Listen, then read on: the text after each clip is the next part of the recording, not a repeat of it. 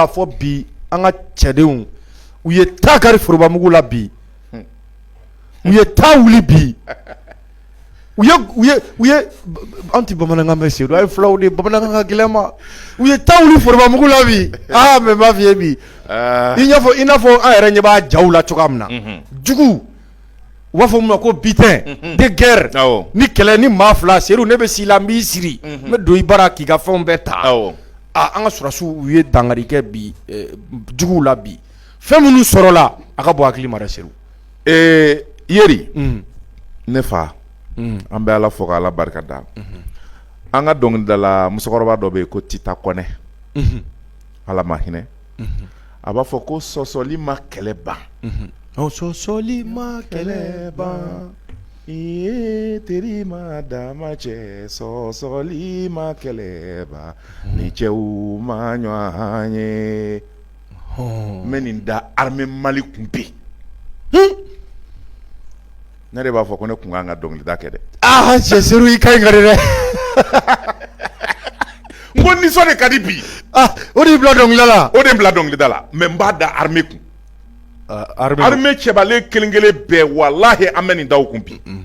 u n'a kan kan parce que u n'a kan kan sɔsɔli de tɛ kɛlɛ ban fiyewu fo cɛw de ka ɲɔgɔn ye wa cɛw de ye ɲɔgɔn ye koyi Sogolo sɔgɔmada in na bi sɔgɔmada in na cɛw de ye ɲɔgɔn ye Sogolo mais sani n ka don Sogolo la Yeri n bɛ kuma i ye Douanzan kan sani n ka don Sogolo na n bɛ kuma i ye Koro kan n bɛ kuma i ye Kolokani kan n bɛ kuma i ye Kati kan ko dɔw de kɛra o faut que mɔgɔw k'a faamuya o a ye vidéo cari kosɛbɛ il faut que mɔgɔw k'a faamuya min de kɛra n bɛna o de ɲɛf'i ye Yeri i b'a kalama waati min na ni Mali ye Faransi gɛn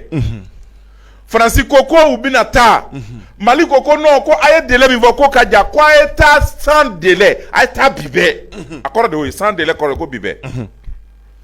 o sans délai min n'o fɔra Faransi ma Mali faamaw fɛ Faransi ko ko non k'olu ka minɛn ka ca ko n'u ko k'u bɛ taa ko f'u ka taa dɔɔni dɔɔni ko ils vont aller progressivement o progressivement de daminɛna u ye Tesaliti bila ka Kidali bila ka Agɛlɛwagu bila ka Menaka bila ka Gosi bila sisan u bɛ Gawo de u kan ka taa ka bɔ Gawo ni Barikani y'a ka minɛn cɛ ka taa ka bɔ Gawo c'est fini c'est tout c'est terminé o kɔrɔ k'u taara o kɔrɔ ko Faransi taara pewu clic et clac ni Faransi taara o Yeri jigi joli tigɛra rebelle jigi tigɛra ni o ye sema ye olu minnu ye Mali bin olu de y'an se yan olu minnu nana ni Mijaw ye ani Ansardini ye ani Ntashidow ye k'olu don an ka jamana kɔnɔ ka tila k'olu yɛlɛma k'o kɛ HCIA ni MAA ninnu ni fɛnkɛ ye donc ka tila ka na jɛ ka jɛkulu sigi ko sema sufɛ ils sont terroristes tile fɛ ils sont rebelles o terrorisme minnu donna olu tilara ka jama k'u bolo kɛɲɛ ka tila ka k'u dama force ye k'u démarquer ka bolo la o de kama i b'a mɛn AQMI i b'a mɛn GESIM i b'a mɛn GENIM i b'a mɛn Katina Masina i b'a mɛn Alimura Bitoun i b'a mɛn Ntashido parce que olu de dayɛlɛ nin bɛɛ ka don mais Faransi de nana ni olu ye a kɛlen kɔfɛ ka Libi ci olu jigi de ye Faransi ye hali Mali armée ni MNLA kɛlɛlen Kidal ka Musa Mara to premier ministre ya la Faransi de y'u dɛmɛ ka appui aérien d'u ma u ka Mali armée détruit o détruilen kɔfɛ Mali armée kɛlen ka repli stratégique kɛ ka taa don MINUSMA ka camp kɔnɔ u taara ni char Berdem ani u ka blindew ani u taara ni u ka 12-7 ye u taara ni armement fɛn fɛn MINUSMA y'a bɛɛ minɛ ka bɛɛ fara ɲɔgɔn kan ka tila k'a ta ka di sema mɔgɔw ma ka Mali sɔrɔsiw bololankolo bɔ ka bila ka taa o kɛra nin bɛɛ kɛra yan alors donc ni Faransi ko k'a bi taa o sema jigi de bi tigɛ o de kama olu bɛ ka tasuma yugu bi a y'a accord bila en œuvre depuis rectification kɛra foyi tɛ ka kɛ parce que u ɲɛ b'a la Faransi taatɔ don donc il faut k'u ka teliya ka pression kɛ k'u bɛ k'u organiser u bɛ ka mouvement ni fɛnw kɛ u bɛ ka n'Ala y'u ci an y'u ye minɛ u ye mobilini caman bɔ ka bila n'Ala y'u ci mobili tɛ kɛlɛ kɛ Mali armée tɛ mobilitigi armée ye dɛ o kuma y'a sɔrɔ an ka armée ye mobilini armée de ye Mali armée tɛ mobilini armée ye bilen dɛ hélicoptère wa avion wa cɛ o tila fɛn dɔ bɛ Mali Seydou kana secret défense fɛn wɛrɛ bɛ Mali bolo an tɛ Mali o kuma la fɛn wɛrɛ de bɛ an tɛ mun dɔn tuguni ne y'a f'i ye n ko cɛ Seru bobo kuma don hali vidéo in cari kosɛbɛ Seru Umaru Tarawele de b'an bolo bi cɛ kana to an kɔrɔkɛ ka taa segin ka émission na su in na dɛ a ka nin yɔrɔ tigɛ k'aw yɛrɛ k'a lamɛn k'aw ko i bɛ bɔ min kalama Bamako Sévaré Kidal Gao a bɛ ten de an vidéo in cari kosɛbɛ an b'a ɲin'a fɔ a ka vidéo in cari kosɛbɛ aw ka page in fɛnɛ suggéré parce que Facebook kɛlen don ka an senkɔrɔma cɛ dɔn u b'a bila u bɛ page in bila u b'a bila Facebook b'a bila Ala k'o kɛ u b'a bila Ala k'o kɛ donc anw ka armée y'o de ye bi o de kama u b'a tindi k'a tanda u b'a fɔ tan an b'a kɛ tan an b'a don tan an b'a bɔ tan Mali autorité militaire Mali armée sɛkɛ kunba ti u t'o bulu la silence radio le silence vaut une réponse non ça vaut une réponse o de kama Mali autorité ko an ti sabara don k'i ka sokɔnɔ ɲinɛ gɛn o to yen taa i ka sɛbɛkow ɲɛnabɔ i ka sokɔnɔ ɲinɛ i bɛn'o sɔrɔ yen fɛn b'i bara maa ti sabara don k'o gɛn ayi donc comme France bɛna taa olu jigi tigɛra o terroriste minnu fana bɛ yen ni France bɛ k'olu entretenir u bɛ k'u financer u bɛ renseignement d'u ma u bɛ munition d'u ma bombe minnu bɛ ka exploser Douanza Koro Segu Sévaré Kati Kolokani bombe fɛn fɛn explosera la a bɛɛ ye France ani États-Unis ka bombe dilannenw de ye a kelen de min dilanna tu kɔnɔna na Jabali ni ɲɔnɔ cɛ wala Mopti kungokolo la wala k'a dilanna Masina wala k'a dilanna Jone parce que olu bɛ bombe min dilan o ye bombe artisanale de ye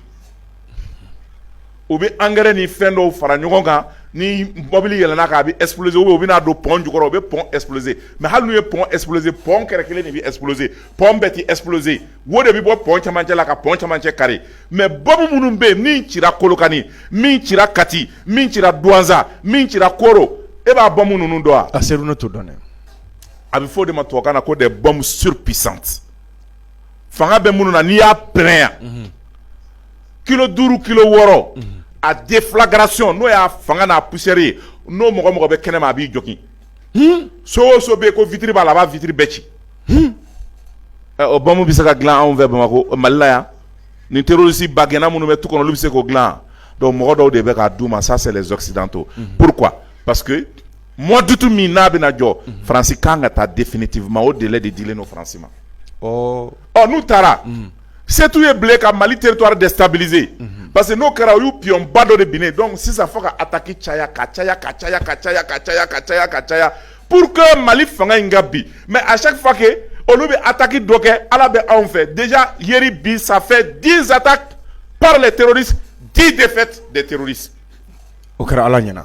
o de kama ne ye dɔnkili da n ko ni sɔsɔli tɛ kɛlɛ ban ni cɛw ma ɲɔgɔn ye wa cɛw de ye ɲɔgɔn ye o cɛw ka ɲɔgɔn ye o de kɛra défaite ye terroristes ma o de kɛra défaite ye France ma o de kɛra défaite ye Allemagne ma o de kɛra défaite ye États-Unis ma pays minnu bɛ yen n'u bɛ OTAN kɔnɔ n'u bɛ ka renseignement di terroristes ma n'u bɛ k'u dɛmɛ ka baara kɛ o de kɛra défaite ye ma yeri an ka kɛlɛ ban dɔ don dɛ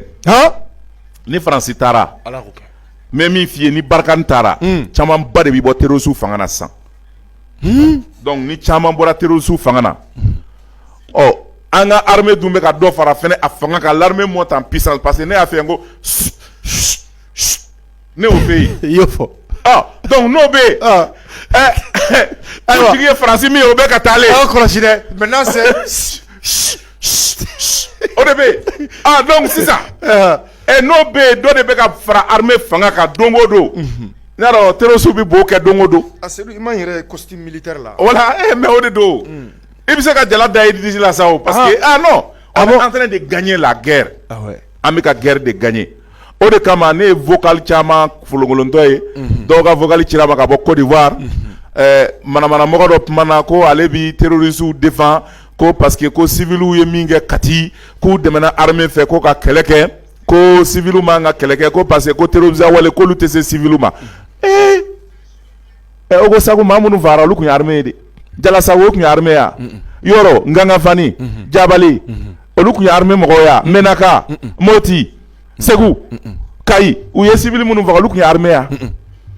kelen daminɛ ni sisan cɛ olu bɛ civils de kan u bɛ pont minnu tigɛ armée tɛ bolo olu kan, n ko civil de bɛ bolo o kan. U bɛ mɔgɔw bali ka sugu minnu jɔ, n ko civil de b'o sugu jɔ. U ye mɔgɔw bali k'u ka foro sɛnɛ, armée tɛ foro sɛnɛ o. U ye mɔgɔw bali k'u ka misiw gɛn pays Dogon na, k'u bali k'u ka forow sɛnɛ Mopti, k'u bali k'u ka forow sɛnɛ jamana fan caman fɛ, armée de bɛ foro sɛnɛ yan.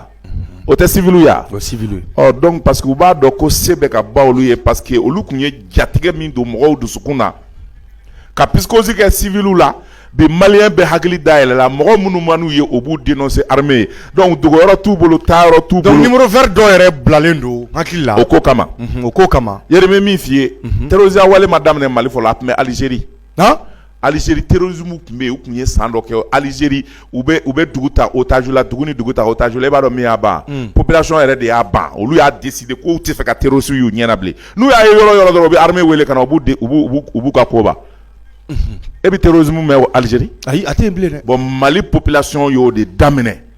An t'a fɛ ka terrorisme ye maa o maa ni terrorisme n'i b'a kɛ i dogolen don i dogolen tɛ, armée yɛrɛ de sani armée kana population yɛrɛ de bɛ wɔgɔbɛ fɔlɔ ka t'i di armée ma. An b'o baara min na terroristes y'a dɔn k'a fɔ ni Mali population continue o fɛ u bɛna défaite kɛ. I n'a fɔ Algérie ta kɛra cogo min. I b'a fɔ Algérie ta kɛra cogo min, donc u bɛ ka kɔn ka vocal bila k'u bɛ population civile bagabagali ti anw ta o. An ye kunnafoniya yɛrɛ sɔrɔ ko tɛgɛ kɛra o yɛrɛ la. Ɔ ni marifafɛn mɛnna mɔgɔ minfin bara kɔrɔ i ja de bɛ gɛlɛya la. Anw ja gɛlɛyara terroristes la sago ye. An tɛ surun ɲɛ. Donc yeri o montée en puissance min ni armée b'a la, Ala de y'a kɛ bi jamana localité damadɔ bɛ yen bi sɔgɔmada in na terroristes taara bi olu fɛnɛ kan. Awɔ. E bɛ ka Sogolo fɔ, Sogolo dɔrɔn tɛ o. Anw de ye bololaw kan ani u ye dangari kɛ terroristes la, i y'a faamuya b'a la. Bon Sogolo dɔrɔn tɛ dɛ, localité caman bɛ yen Mali kɔnɔ terroristes taara bi yɔrɔ minnu kan bi mais a ma diya u la dɛ. Sɔgɔmada na dɔrɔn. O ma diya u la fiyewu fiyewu fiyewu fiyewu fiyewu. An ye ta kɛ u kɔ la. Donc o yɔrɔ minnu bɛ yen ni terroristes taara bi o kan, o dɔ ye Kalunba ye. E bɛ Kalunba dɔn wa? Ɔ Kalunba o bɛ Nara de. Nara sira la dugu dɔ bɛ yen ko Kalunba. Terroristes taara ka taa bi yen kan. Dugulamɔgɔw kan. Awɔ. Olu dun ye civils de. Voilà. Sevare tuguni. Terroristes taara tuguni k'u bɛ taa yen tenter. Sevare. Oui. Le camp Amadou Balobo Maïga. U taara k'u bɛ taa yen tenter. O dɛsɛr'o la. O kɛra 1h du matin. N'a dɔn kununko tun ye mɔgɔ dɔw faga ye k'olu minɛ. Bi tuguni o mɔgɔ kelen ninnu mɔgɔ wɛrɛw taara tuguni u y'olu fana neutraliser. Donc Sogolon ta in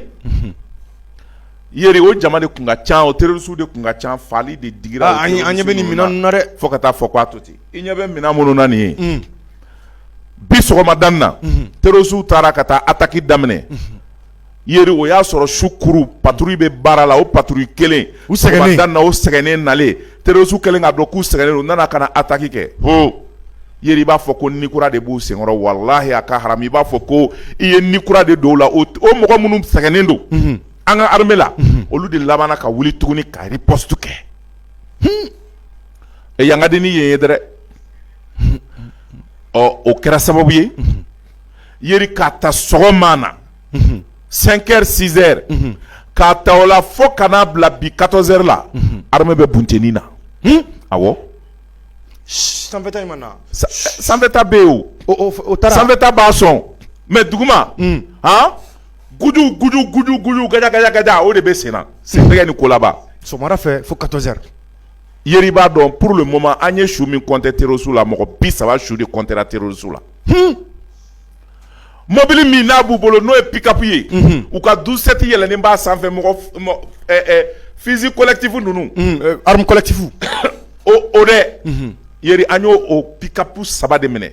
arme collectif b'a kɔnɔ, a falen no grenade la, a falen no marifakisɛ la, a falen no pistolet mitrailleur la. An ye moto dɔw fana ja ye. Moto min minɛna o ka ca ni 20 ye. Wa u dun minɛ 2 de moto kan. Bon armée y'o dɛrɛ de k'u faga. Donc bi Sogolo secteur ka tila ka avion wuli ka yaala olu de bɛ patrouille la sisan. Olu fana bɛ ka min kɛ yan n'u y'u ye ɲɔgɔn nɔfɛ gɛdɛgɛdɛ moto la, renseignement bɛ dugu ma, u b'a fɔ u don kudu yeri olu bɛ bɔ. Armée fana tilenn'o la fɔ sisan o bɛ bunten na an t'o bilan yɛrɛ da dɔn o ye mɔgɔ minnu faga an t'o da dɔn fɔlɔ yɛrɛ. attaque mɔgɔ bolilenw. attaque mɔgɔ bolilenw parce que n'u bɛ attaque kɛ yɛrɛ u bɛ groupe fɔlɔ de bila ka na olu bɛna agression kɛ wagati min a b'aw occuper o la dɔwɛrɛ bɛna bɔ tuguni u bɛna aw tɔɔrɔ dɔwɛrɛ bɛna bɔ donc dɔɔni u bɛna fara ɲɔgɔn kan donc armée y'o de faamu n'u nana attaque kɛ armée b'a positionner u b'olu neutraliser o y'a sɔrɔ u ye mɔgɔ wɛrɛ positionner minnu bɛna ale k'olu fana kunbɛn donc an y'u ka stratégie faamu bi ɔ minnu bɛ à 2 km 5 km olu b'a mɛn k'a fɔ ko sekɛla tɔ ninnu olu b'a k'u bɛ boli ka segin ɔ olu de bɛ gɛn 2 à 5 km 2 à 5 km olu de bɛ nɔfɛ gɛnni daminɛ u bɛ t'u faga 15 20 30 50 km u bɛ k'u la k'u neutraliser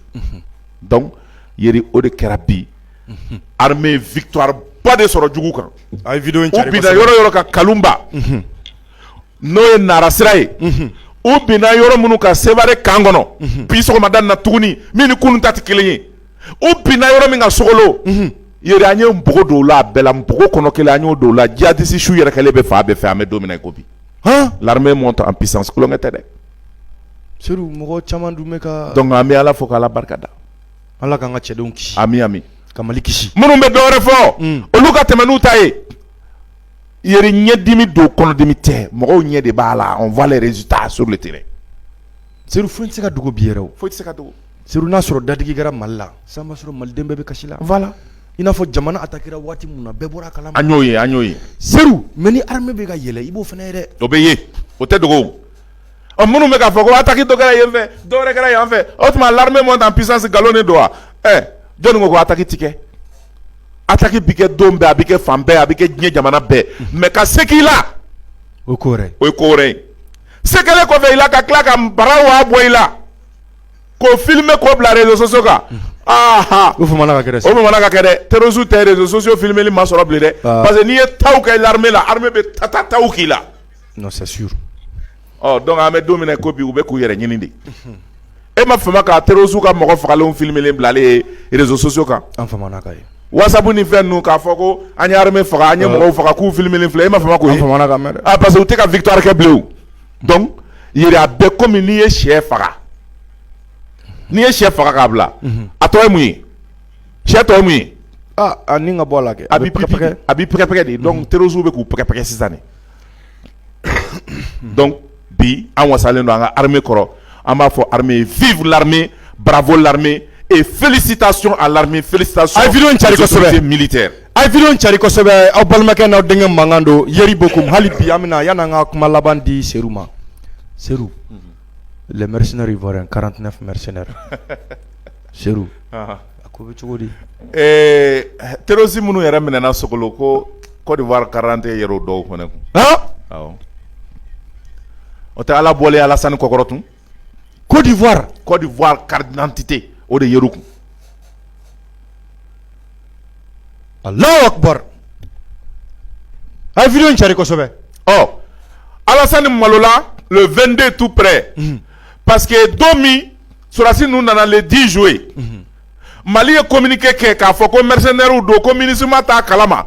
Alassane ka sɔrɔdasiw ka ɲɛmɔgɔ o t'a kalama ministre de la défense Côte d'Ivoirien t'a kalama ministre des affaires ivoirien t'a kalama a dɔw yɛrɛ ɲininka a ko k'a t'a kalama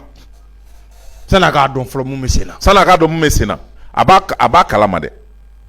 mais a tɛ se k'a wɔyɔ de parce que deal min don a bɛ ka kɛ Ivoire jamanadenw kɔ la a labanna dugusɛjɛ ka conseil de défense kɛ ka tila k'a fɔ tuguni k'a b'a kalama ko MINUSMA ka mɔgɔ don MINUSMA bɔra k'a fɔ k'a ka mɔgɔw tɛ RFI y'o kuma caro hali n'a ma da RFI la o y'o tiɲɛ fɔ RFI ka kuma kɔfɛ Ivoire autorités tilara ka kuma tuguni ka conférence de presse kɛ k'o kuma nkalontigiya k'a fɔ ko non ko Nations Unies b'a kalama ko Mali b'a kalama mais le 22 Nations Unies ye communiqué kɛ ka note verbale kɛ k'a fɔ k'u t'a kalama k'a prévu bɛɛ di donc Alassane malola e b'a dɔn Fort Yacine bɛ mɔgɔ bilali min kɛ ka na Mali la mɔgɔw kɔnɔ ko Assimi de y'a ɲini ko Togo ka médiation kɛ o tɛ dɛ Alassane de y'a ɲini Mali fɛ Togo ni Ghana ka médiation ko aw b'a jumɛn kelen fɛ Mali ko bon on préfère n'i bɛ médiation kɛ a ka kɛ Togo ye o de ko réalité mais i b'a dɔn jamana ni jamana cɛ diplomatie bɛ yen quoi yeri ni e y'a ɲini ne fɛ ko Seydou vraiment mankan min b'a ni ɲɔgɔn cɛ me fɛ karisa ka na médiation na ne t'a fɔ ko yeri y'a ɲini fɛ o ne b'a fɔ ko bon n y'a kanu karisa ka médiation k'a ni ɲɔgɔn cɛ mais ne tɛ jukɔrɔlan fɔ k'a fɔ e de y'a ɲini ne fɛ parce que ni ne y'o fɔ o kɔrɔ ye ko ne t'a fɛ kɛlɛ ka ban comme Mali faamaw b'a fɛ kɛlɛ ka ban Baski ka d'u ye ils ont laissé Alassane proposer 2 pays o de la Mali ye Togo choisi ko Togo ka médiation kɛ Alassane bɛ deli de la bi a bɛ deli de la bi mais e yɛrɛ bolo Seydou 49 mercenaires ninnu bɛna bila bon jamana ko don ne comme Alassane malola an bɛ objectif min ko an y'o atteint an ye se dɔ sɔrɔ Alassane kan an kana to gɛlɛya ka don an ni Côte d'Ivoire population cɛ an bɛ se ka ni bɛnkanw sɔrɔla an bɛ se ka condition dɔw fana poser parce que Alassane fana bɛ ko dɔw la